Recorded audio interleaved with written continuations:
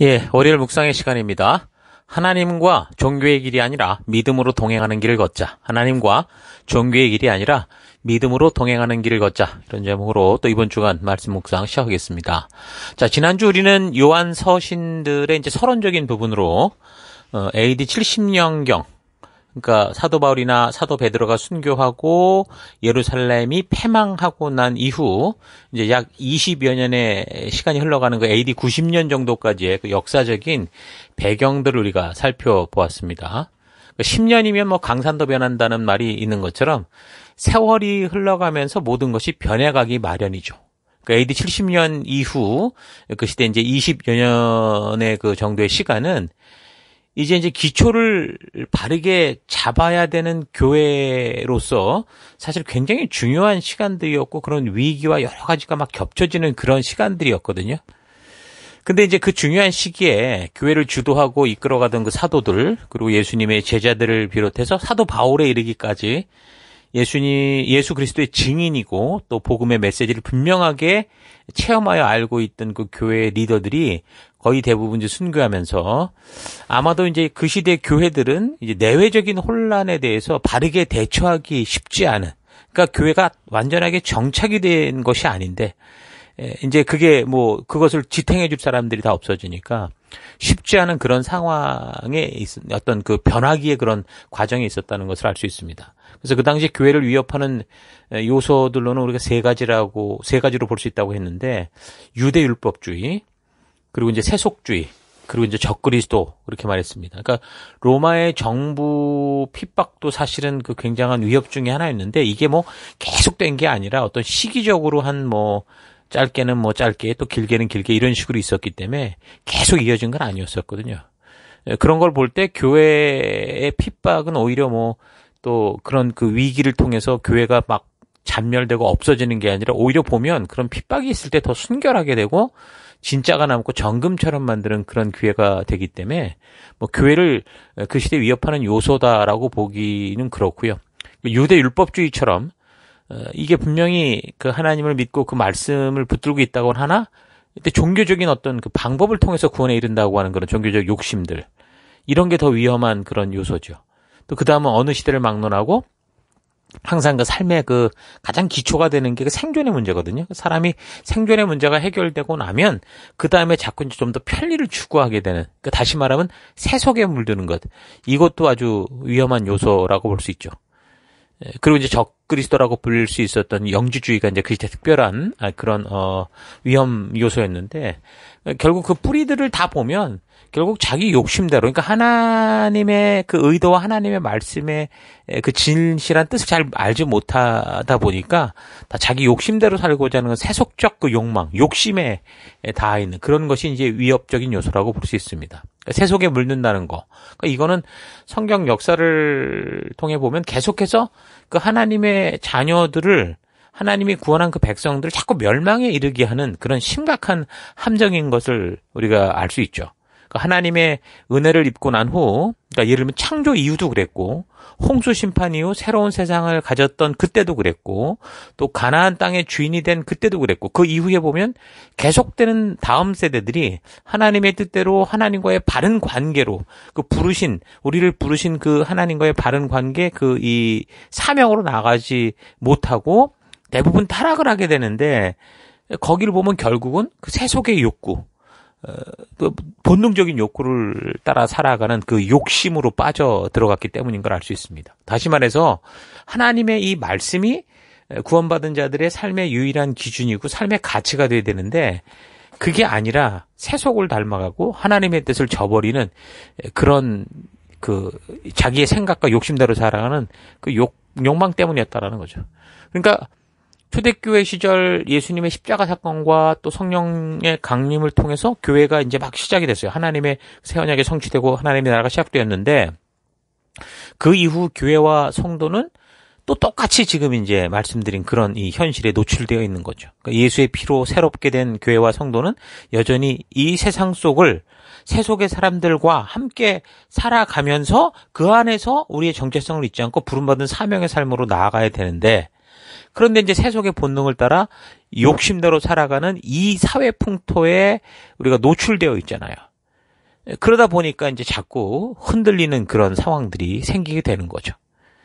성도는 사실 우리를 불러서 하나님이 천국으로 우리를 이끈 게 아니라 이 어두운 땅 속에 그대로 있게 하셨다고 그랬잖아요. 그거는 뭐라고 그랬습니까? 우리가 하나님의 마음을 전하는 사명자, 그러니까 왕 같은 제사장이요 거룩한 나라요 하나님의 소유된 백성으로서 이 열방이 나아갈, 이 어둠이 나아갈 빛된 길을 보여주기 위해 그냥 우리가 존재하는 거라고 그랬는데, 그런데 이제 그렇게 바르게 이런 하나님의 뜻을 알고 바르게 성장해야 되는 시기에 뭐 유대율법주의나 세속주의나 적그리스도적인 거짓 가르침에 의해서 이제 교회가, 성도가 흔들리게 되는 거죠. 그러니까 초대교회라는, 그러니까 하나님의 나라가 이 교회가 이 땅에 임하고 그 이후에 또 똑같은 현실 속에 있었는데, 이제 그것을 처음 이루었던, 예수님을 중심으로 이루었던 그 이 증인들이 다 이제 없어져 가면서, 만약에 그런 대로 시간이 그대로 이런 풍토로 흘러갔다면 창조 이후에 벌어졌던 일, 그다음에 홍수 심판 이후 새로운 세상에서 벌어졌던 일, 그리고 가나안 입성 이후에 벌어졌던 그런 그 이후 세대처럼 하나님께 부름받은 성도로서의 사명과 정체성을 잊어버리고 세상 우상 숭배들과 같이 또 세속으로 또 죽음으로 가는 그런 상황으로 갈 수밖에 없는 그런 상황이었다라는 겁니다. 바로 그런 시기에 예수님의 제자였던 사도 요한이 그때까지 이제 거의 뭐 연세가 90세, 100세 정도가 됐을 텐데 증인이었잖아요. 살아남아서 이제 교회와 성도들로 하여금 그런 흔들리는 그 시기에 예수가 그리스도이심에 대한 그 확고한 믿음의 기초 위에 설 수 있도록 하고, 또 이제 예수님의 생애와 그 죽음과 부활과 승천을 모두 목격했던 산 증인으로서 그 증거를 이 지체들에게 전하죠. 그게 요한복음이고, 그게 요한일서, 2서, 3서고, 그럼 나중에는 이제 요한계시록까지 그렇게 적게 되는 겁니다. 그래서 요한의 서신서들을 이렇게 바르게 이해하기 위해서 무엇보다 우리가 요런 이 시기적, 이 역사적 시기에, 요 시기의 그 흐름들을 잘 파악할 필요가 있습니다. AD 70년. 굉장히 중요한 시기거든요. 왜냐하면 예루살렘이 패망했다. 이전에 그 바벨론의 70년 포로 생활 후에 돌아와서 다시 시작된 성전 중심의 생활이 완전히 끝났다라는 거거든요. 그래서 그 이후에 이제 AD 90년, 지금 이 요한이 이 서신을 적는 그 시기까지 한 20년의 역사적 분위기, 이 분위기가 어떻게 가고 있었는가, 이걸 우리가 잘 파악할 수 있어야 요한의 서신들을 바르게 이해할 수 있습니다. 좀 더 뭐 시간을 땡기면 네로의 그 박해 때로부터 또 예루살렘 패명이라는 엄청난 민족의 고통, 엄청난 그 시련을 겪고 난 후, 그리고 이제 그 20여 년의 시간 동안 교회 성도들이 어떻게 살아가고 있었는가. 그러니까 어쨌든 요한의 서신을 우리가 살피기 위해서 이런 부분을 계속 집중적으로 살펴볼 필요가 있습니다. 그래서 우리가 살피는 요한 일서의 전체적인 이제 내용의 주제는, 그래서 편지의 시작인 1장에서 이야기하듯이, 그렇게 이제 구원받은 성도들이 그리고 그의 아들 예수 그리스도와 함께 교제하는 삶 가운데 있는 그런 참된 기쁨을 알게 하기 위한 것이다, 이렇게 분명히 말하고 있죠. 그러니까 성도가 예수 그리스도로 말미암아 하나님과의 관계가 회복된 후의 삶에 대한 이야기를 하는 겁니다. 구원 그 이후의 삶. 단지 구원받는 것에서 멈추는 게 아니라 홍해를 건넌 이후 하나님과 시내산에서 언약을 맺듯이, 그래서 그 하나님이신 말씀의 가치, 계명, 언약을 따라 하나님 나라 백성답게 살아가는 거에 대한 이야기, 구원 그 이후의 이야기를 하는 거죠. 아무리 뭐 사람들이 뜨거운 체험을 통해서 예수를 믿게 된다고 해도 이게 시간이 흘러가면 점차 그 기쁨과 그 은혜, 그 하나님과의 이 관계에 있어서의 그 의미를 자꾸 잊어가게 되죠. 그래서 이제 그렇게 그냥 방치해 두면 어떻게 됩니까? 자칫 그냥 형식적인 관계에 머물러 가면서 소위 이제 쇼윈도우 부부 관계가 되는 것처럼 쇼윈도우 크리스천처럼 돼서 아주 남남보다 못한 그런 관계로 살아가는 거죠. 쇼윈도우 부부가 그렇잖아요. 남남보다 못한 관계가 그런 관계 아닙니까? 이사야 1장으로 말하면 하나님께서 더 이상 하나님의 자녀다, 내 백성이라고 말을 하셨고, 그리고 그 사람들은 그렇게 믿고 있는데, 그러나 그 관계는 남남보다 못한 그런 상태가 되는 것을 볼 수 있습니다. 이사야서 1장 10절부터 읽어드리겠습니다. 너희 소돔의 통치자들아, 주의 말씀을 들으라. 너희 고모라의 백성아, 우리 하나님의 법에 귀를 기울여라. 여기 소돔의 통치자, 고모라의 백성들, 지금 이스라엘, 하나님과 언약을 맺은 백성을 말하는 겁니다. 11절, 주께서 말씀하신다. 무엇하러 나에게 이 많은 재물을 바치느냐? 나는 이제 수양의 번제물과 살찐 짐승의 기름기가 지겹고, 나는 이제 수송아지와 어린 양과 수염소의 피도 싫다. 너희가 나의 앞에 보이러 오지만 누가 너에게 그것을 요구했느냐? 나의 뜰만 밟을 뿐이다. 다시는 헛된 재물을 가져오지 말아라. 다 쓸모없는 것들이다. 쓸모없는 것들이다. 분양하는 것도 나에게는 역겹고 초하루와 안식일과 대회로 모이는 것도 참을 수 없으며 거룩한 집회를 열어놓고 못된 짓도 함께하는 것을 내가 더 이상 견딜 수 없다. 나는 정말로 너희의 초하루 행사와 정한 절기들이 싫다. 그것들은 오히려 나에게 짐이 될 뿐이다. 그것들을 짊어지기에는 내가 너무 지쳤다. 너희가 팔을 벌리고 기도한다고 하더라도 나는 거들떠 보지도 않겠다. 너희가 아무리 많이 기도한다고 하여도 나는 듣지 않겠다. 너희 손에는 피가 가득하다. 그러니까 분명히 예루살렘 성전에 와서 하나님의 명령을 따라 열심히 제사를 지내고 또 율법에 명시된 대로 살아가고자 무척 애를 쓰고 있었던 그런 백성들이었는데 하나님은 하나님의 진실한 의도를 알고 함께하는 그 관계에 하나님의 의도를 따라가는 이런 모임이 아니라 자신들의 안녕을 추구하고 그리고 그 하나님을 자신들의 뜻대로 조종하고 싶어하는 이 종교화된 이 예배와 이 제사, 이거에 대해서 뭐라고 말하는 겁니까? 오히려 하나님을 역겹게 하는 것이었다. 그렇게 얘기를 하잖아요. 그러니까 하나님과 지금 분명히 하나님의 백성들의 이야기인데 이거 완전히 쇼윈도우 관계가 됐다. 그 말을 하는 겁니다.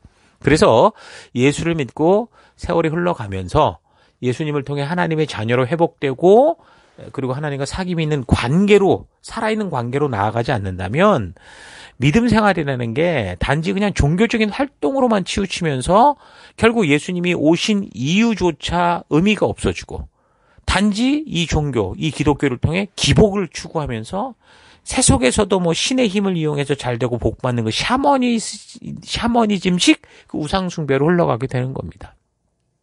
그래서 예수를 믿는 성도들이 자신들의 삶에서 하나님과 살아있는 관계로 바르게 세워나가지 못한다면 예수님의 생명으로 세우신 교회 안에서조차 종교를 통해 기복을 추구하는 일들이 발생을 해서 결국 이사야 1장과 같은 그런 이런 일들이 벌어지죠. 사실 그거는 그 시대 문제만이 아니라 오늘날도 이 시대에도 믿음 생활을 한다고 하면서 신앙이 처음부터 하나님과 동행하는 사람, 그러니까 말씀대로 말씀의 기준을 따라 나아가고자 하는 그런 이 계명을 따라 나아가는 삶을 살아가지 않고 그저 교회만 왔다 갔다 하면서 자신의 신상에 대한 기복만 추구하고 마음에 찝찝한 것만 예수님의 피로 닦아내고 이런 식의 종교인으로 살아간다면 똑같이 지금도 생겨나는 문제죠. 하나님과의 관계에 큰 문제가 생깁니다. 이 샤머니즘이라는 게 뭡니까? 초자연적인 존재와 직접적으로 소통하는 어떤 샤먼, 그러니까 중간자를 중심으로 하는 주술이나 종교라고 사전이 정의를 합니다. 다시 말해서 영적인 세계가 존재한다는 것을 인정을 해요. 그런데 그렇게 인정을 하다 보니까 그래서 영적인 세계와 우리가 볼 수 없는 영적인 세계와 이 우리의 육적인 세계를 연결한 어떤 존재들이 꼭 필요하다고 생각을 하죠. 그렇게 영적인 세계와 육적인 세계를 연결하는 그 샤먼이라는 이런 존재들이, 그러니까 말하자면 주술사, 승려, 무당, 뭐 요즘은 목사가 될 수도 있어요. 그러니까 영육 세계 가운데 양쪽에서 이 뜻을 서로 전하고 알리는 이런 역할을 하는 사람들이 굉장히 큰 권세를 가지게 되죠. 그런 세계입니다. 그래서 영적인 세계가 있다라는 그 존재, 영적인 세계의 존재를 믿고 그 영적인 세계를 통해 우리가 살아가는 삶이 영향을 받는다고 생각하는 이런 샤머니즘적인 이 세계관을 가지고 있는 데는요, 의외로 영적인 것을 전혀 인정하지 않는 그런 세계보다 일단 하나님의 이 복음이 잘 들어갈 수 있습니다. 그러니까 바로 그 영적인 세계의 최고의 힘을 가진 분이 하나님이고, 그리고 영적인 세계와 우리를 연결하는 것이 예수님이다, 성령님이다, 또 그가 임하신 뭐 사도다, 뭐 목사다, 뭐 이런 식으로 가면 또 그런 상황에서 우리 뭐 처음에 초대교회에서 보듯이 막 그렇게 전파를 했는데 치유가 나타나고 막 영적인 체험들을 하게 되면 뭐 그런 사람들은 거의 대부분 그렇게 자신이 체험한 그 신비한 존재, 그 존재를 믿게 되는 거죠. 그래서 우리나라 초기 기독교 역사를 보거나 지금도 아프리카 같이 샤머니즘이 여전히 발달되어 있는 그런 나라들을 볼 때 그 16, 18세기부터 그 인간적이고 합리적인 사유를 추구하면서 이성을 중요하게 여기는, 그러니까 계몽주의 영향을 받아서 성장한 이 서구권보다 훨씬 전도가 폭발적으로 잘 되는 것을 볼 수 있습니다. 거의 폭발적이라고 할 만한 전도가 이루어지는 나라와 국민들의 기본 삶과 그 풍습, 전통들을 보면 다 샤머니즘적인 기본적인 요소를 가지고 있어요. 그 샤머니즘적인 기본적 요소를 가지고 있을 때 거기에 그 영적 요소를 경험하게 하는 어떤 현상이 나타나게 되면 뭐 거의 폭발적으로 전도가 되는 겁니다. 이게 단지 기독교에서만 적용되는 게 아니에요. 지금 한국에서 이런 신비한 영적 현상들이 나타나는 모든 이단 종파 속에서 벌어지고 있는 똑같은 현실입니다. 그러니까 이런 샤머니즘적인 이 원리, 그러니까 영적인 세계를 인정하고 그 영적인 세계를 연결하는 누군가 있다고 믿고 그 영적인 세계를 연결하는 누군가가 어떤 신비한 역사를 이루거나 또는 아주 말로 어쨌든 사람을 구워 삼거나 그러면 어떻게 됩니까? 그런 원리가 적용되면 모든 사람들이 뭐 이단이다, 미신이다, 우상이다 막 그렇게 다 얘기를 해도 절대로 그런 바른 얘기가 정상적으로 들리지 않죠. 이단에 빠진 사람들이 그러잖아요. 그렇게 영적인 세계와 자신의 세계를 연결해주는, 깨닫게 해주는 그 존재에 완전히 종속이 돼서 그 존재를 절대로, 그 종교를, 그 이단을 절대로 벗어나지 못하죠. 뭐 그러다 보면 집, 재산 다 가져다 바치고 심지어는 가족관계, 이렇게 일륜까지 다 져버리는 거야. 네가 무슨 내 부모냐, 네가 무슨 내 자녀냐 이런 식으로 하는 거죠. 그래서 자기가 생각하는 그 영적 세계를 깨닫게 해주고 연결해주고 신비한 걸 보여주는 교주가 됐던 목사가 됐던 무당이 됐던 사자가 됐던 그 사람들을 맹목적으로 쫓아가게 되는 겁니다. 그렇게 초대교회 초기 그 시절에 교회의 위협이 되었던 그 유대 율법주의, 뭐 세속주의 그리고 적그리스도의 공통점이 바로 이런 점을 잘 이용하고 있다는 거죠. 그래서 하나님과의 만남이 창조주 하나님과의 인격적인 관계가 있는 살아있는 교제로 나아가지 않고 자신들의 어려운 삶의 현실에 필요한 이 어떤 것을 채워주는 그런 존재. 그러니까 자기 어떤 신비한 어떤 그 세계를 연결하는 그런 존재 또는 정신 철학적 사유의 대상으로만 생각을 하는 것이었죠. 이게 그 지금 다 공통점입니다. 그래서 이건 일부러 어떤 미신적인 삶을 뭐 일부러 추구하려고 할 때 나타나는 게 아니라 성경 말씀을 통해서 하나님과의 적극적인 사귐의 자리로 나아가고자 하지 않으면 그러니까 하나님의 법도와 규례와 명령과 계명을 통해 하나님의 의도를 알고 하나님이 누구신지를 알고 우리의 존재의 이유를 알지 못하면 어느 인간이든 간에 그냥 자신의 그 안위를 위해서 어떤 것을 염원하고 기원해주는 종교, 자기의 안녕을 위해서 기복을 추구하는 그런 종교를 추구하게 돼 있고 그렇게 따라가게 돼 있어요. 그러니까 하나님을 모르는 사람도 아이고 하나님, 아이고 부처님 이렇게 하는 걸 보잖아요. 위기를 만나면.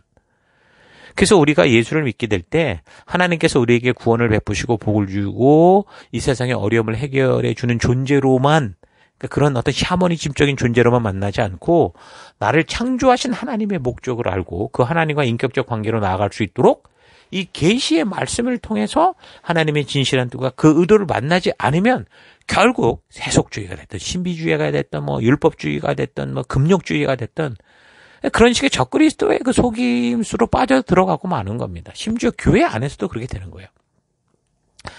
창세기가 보여주는 창조의 사건은 우리가 하나님과 사귐이 있고 또 인격적 관계가 있는 교제의 삶 가운데 태어났다는 것을 확실하게 보여주고 있습니다.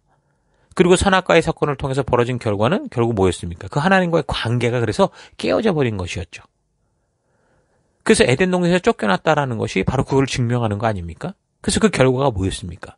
모든 인류가 하나님과의 관계가 깨어지면서 결국 영원한 지옥으로 가는 그 길로 가게 되더라는 겁니다. 그래서 그 문제를 해결하기 위해서 하나님께서는 그 사랑으로 우리에게 어떤 길을 제시해 주셨습니까? 결국 예수님이 오시게 된 거죠. 예수님이 오셔서 우리에게 놀라운 그런 중보자의 선물. 단지 이 죽음의 자리에서 우리가 구원을 얻었다 이런 정도가 아니라 뭐 한 거예요? 하나님의 관계가 깨짐으로 말미암아 죽음으로 갔던 그 이 길에서 하나님과 깨어진 관계를 회복시킨 것이고 그래서 다시 우리가 그 하나님과 인격적 관계가 있고 살아있는 관계가 되어서 그와 함께 그의 뜻을 따라 동행하며 그러니까 하나님과 사귐이 있는 그런 하나님과 교제하는 존재가 되도록 하셨다는 거죠.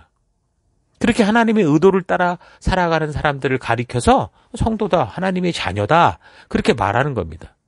그러니까 우리가 예수를 믿어 하나님의 자녀가 되었다는 것은 바로 그런 하나님과 인격적 관계가 가능한 하나님의 창조의 목적대로 원래 모습대로 회복되었다라는 거죠. 그래서 새 언약 백성된 교회가 성도가 나아갈 바는 뭡니까? 바로 그 예수로 말미암아 회복된 하나님과의 관계 속에서 하나님의 창조의 목적을 따라 살아가는 그런 존재가 되는 겁니다.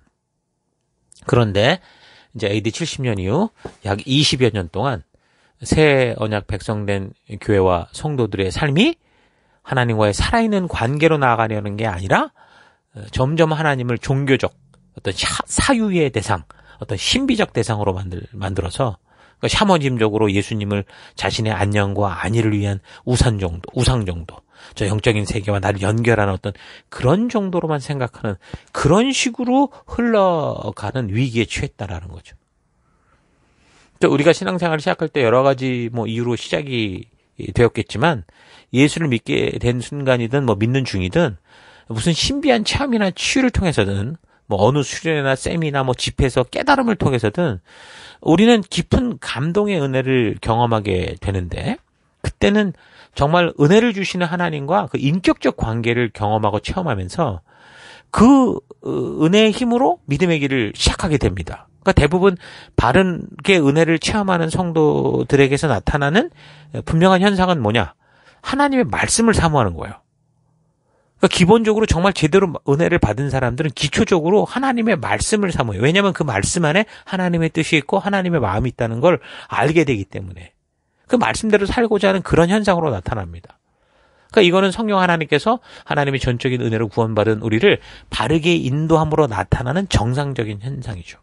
그래서 바로 그때 그러니까 우리가 예수를 믿고 그 은혜를 알게 된 그때 하나님의 계시된 말씀 앞으로 나아가서 그러니까 홍해를 건넜을 때 신의 산으로 나아가서 우리를 부르신 그 하나님이 누구신지를 알고 내가 누군지를 바르게 알아서 하나님과 나를 창조하신 그 하나님과의 관계 속에 언약 백성으로 영적인 존재로 나아가는 삶으로 그렇게 진행이 돼야 되는 거예요. 근데 이제 거기에 이제 문제가 많은 거죠. 은혜와 기쁨은 충만한데 그 충만한 힘을 가지고 말씀으로 나아가는 게 아니라 종교로 나아가는 함정으로 빠진다는 거예요. 왜 그렇습니까? 우리 인간들은 그런 감동과 은혜를 아주 극단적으로 최고로 이렇게 경험한다고 해도 그런 기억이 오래 지속되지 않습니다. 그래서 하나님의 말씀의 중요함을 알고 또 자신의 정체성을 바르게 깨닫고 그런 체험을 통해 나아가려고 하다가도 어느 순간인가 잊어져 간다는 거죠. 일단 우리가 하나님의 말씀의 이 가치를 잘 모르는 아직 잘 분별하지 못하는 그런 어리석음도 있고 거기에다가 사탄이 우리를 속이죠. 그 하나님의 거룩한 은혜를 정말 놀랍게 체험하는 순간 마치 그동안 내가 바라고 원하던 것을 이루어 주실 거다라고 믿었던 어떤 신적 존재 그 어떤 그 영적인 이 대상을 만난 것처럼 속이려고 하는 겁니다. 그래서 이미 그동안 이 하나님의 진정한 그 뜻을 모르고 살아왔던 이 세계가 가지고 있는 샤머니즘적인 풍습에 젖어 있는 그 습관이 우리 안에 있으니까 사탄이 그걸 이용해서 하나님의 그 놀라운 진정한 관계로의 회복과 이 초대를 그냥 어떤 전능한 힘 있는 존재가 이제부터 내가 기도하는 대로 다 이루어주고 내가 원하는 대로 다 그것을 지켜주는 그런 우상숭배 금송아지를 만드는 방향으로 흘러가도록 그렇게 하죠. 그러니까 우리가 꼭 세상에 있을 때만 사탄이 우리를 짓누르는 게 아니라 오히려 예수님을 믿고 알게 되는 그런 순간부터는 계속해서 우리로 하여금 하나님이 인도하시는 바른 길이 아니라 잘못된 길로 가도록 자꾸 이상한 그런 이 개념들을 준다는 겁니다.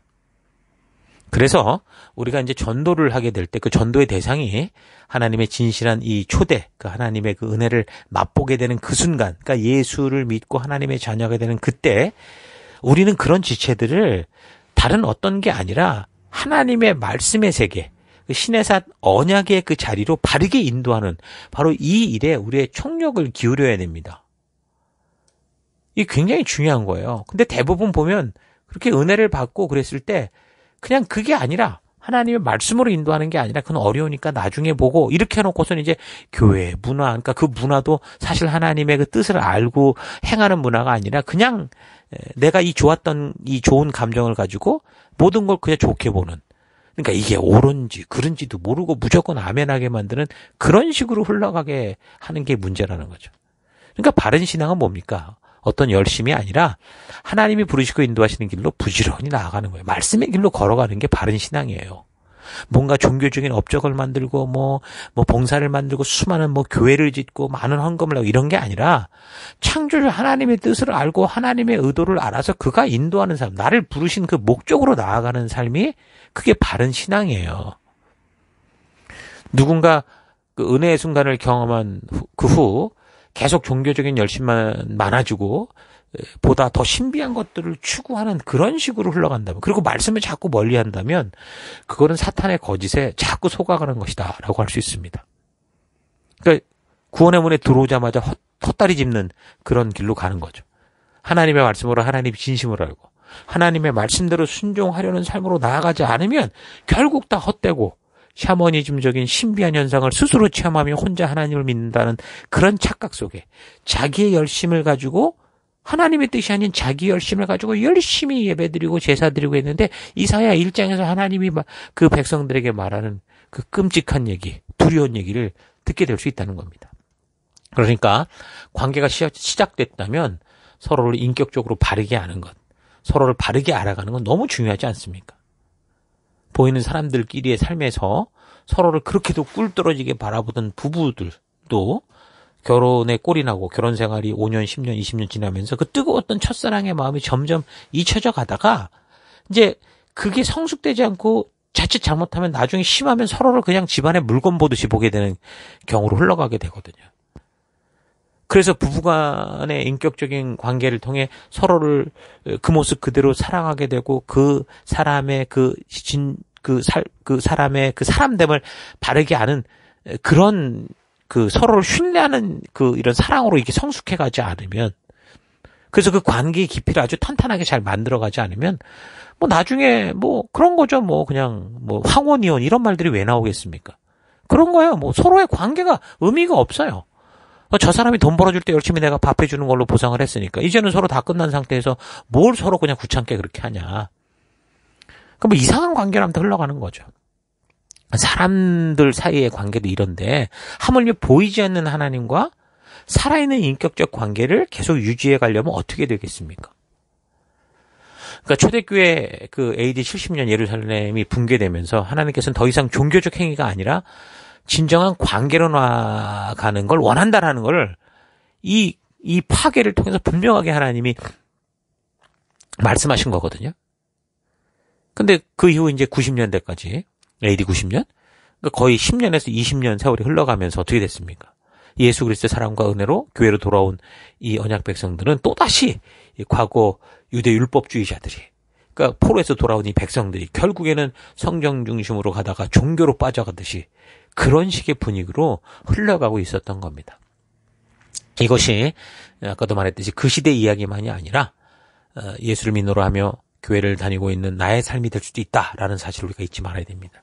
그런 연약하고 완악한 존재가 우리다라는, 나다라는 사실 잊지 마시고, 무엇보다 먼저 하나님의 진심이 담긴 하나님의 말씀을 통해 하나님의 진실한 뜻, 하나님의 의도를 바르게 알고 하나님이 인도하시는 길을 따라 순종함으로 하나님과 건강한 믿음의 관계, 그 관계 가운데 동행하시며 성경하는 우리가 될 수 있으면 좋겠습니다.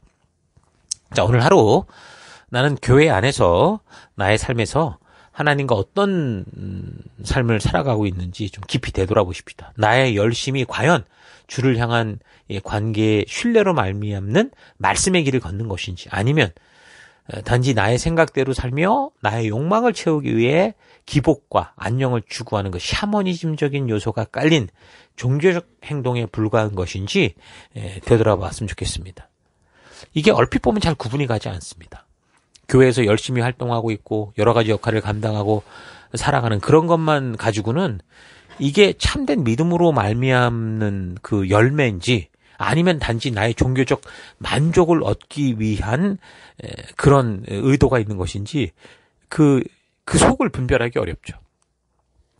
그래서 교회 안에서 열심과 성의를 가지고 성실하는 것은 참 좋은 거지만 그런 행동의 뿌리가 우리 마음 어디에 닿아 있는가를 점검해야 됩니다. 아마도 자신의 믿음의 삶이 바른 길을 걷고 있는지 알 수 있는 어떤 그런 이정표는 내 삶에서 내가 얼마나 하나님의 뜻을 알고자 하고 있는지, 그리고 그 말씀대로 살기 위해 얼마나 그렇지 않은 세상의 풍파와 다투고 싸워가고 있는지를 보면 알 수 있습니다. 그러니까 말씀의 가치대로 서고자 하는 중심이 빠져버린 행동은 단지 종교적인 자기 만족을 위한 행동뿐이죠. 그래서 세상에 거짓된 것을 봐도 부딪히지 않아요. 나도 즐기고 있으니까. 그래서 우리가 세상을 살아가며 성경의 가르침을 바르게 알고자 하고 그 알게 된 가르침을 따라 살고자 이 세속과 친구와 이 세상의 흐름과 부딪히는 거룩한 이 충돌, 그러니까 영적인 전쟁이 계속 있어야 되는 거예요. 자신이 일요일 또는 뭐 일주일에 한두 번 정도 교회 관련된 모임에 나가고 교회 일을 하고 있다고 하면서도 삶에서는 여전히 세속이 하는 대로 똑같이 행동하고 저들과 같은 생각을 하고 같은 방향으로 가고 있다면 그건 완전 종교적인 삶일 뿐이죠. 결코 믿음의 삶이 될 수 없는 겁니다. 얼마만큼 교회와 관련된 일을 하느냐보다 중요한 것은 얼마만큼 하나님의 말씀을 알고자 하고 그 뜻과 가치대로 살고자 순종의 몸부림을 치느냐. 이게 더 중요한 겁니다. 무엇인가 보이는 결과를 만들기 위한 어떤 doing보다 하나님이 창조하신 내가 누구인지 그 being에 대해 말씀을 통해 바르게 알게 되면 우리는 하나님 안에서 무엇인가를 막 하려고 하기보다 하나님께서 백성들을 인도하시는 말씀의 길로 나아가고자 하는 그런 순종의 삶을 살게 될 겁니다. 어떤 상황과 환경을 만나도 종교의 길이 아니라 믿음으로 살아가는 하나님과 살아있는 동행의 관계로 나아가려고 할 겁니다. 그러므로 각자 번영을 받은 살아가는 삶의 더 곳곳에서 하나님이 우리를 종교가 아닌 관계로 부르셨다라는 거 잊지 마시고 하나님의 말씀의 가치를 따라 순종하고자 하는 거룩한 믿음의 땀 흘림이 넘쳐서 그리스도의 향기가 되는 그런 하루가 될 수 있기를 주의 이름으로 축원합니다. 오늘 하루도 힘내십시오. 잠시 기도하겠습니다. 하나님, 나를 빛으로 부르셔서 온 열방에 하나님과 동행하는 존재임을 알게 하셨는데 나는 여전히 내 본능과 나를 위한 삶이 우선순위에 있고 그래서 결국 쇼윈도 크리스천의 모습으로 살아가고 있었던 것을 회개합니다. 하나님은 종교적 행위의 열심이 아니라 하나님의 뜻을 알고 행하는 그 진심을 원하시는 것을 잊지 않고 내가 현재 살아가는 삶에서 더 많은 종교적 행위를 만들어가는 게 아니라 진실한 마음으로 그동안 행하던 것들을 더 바른 믿음의 가치를 따라 행하며 살아가는 내가 되기 원합니다. 주님, 우리 주님과 종교의 길이 아니라 참된 믿음의 길, 동행의 길을 걷는 내가 되기 원합니다. 오늘 하루도 그런 길 가운데 나를 인도하시고 동행하신 우리 하나님 감사드리고 예수님 이름으로 기도했습니다. 아멘.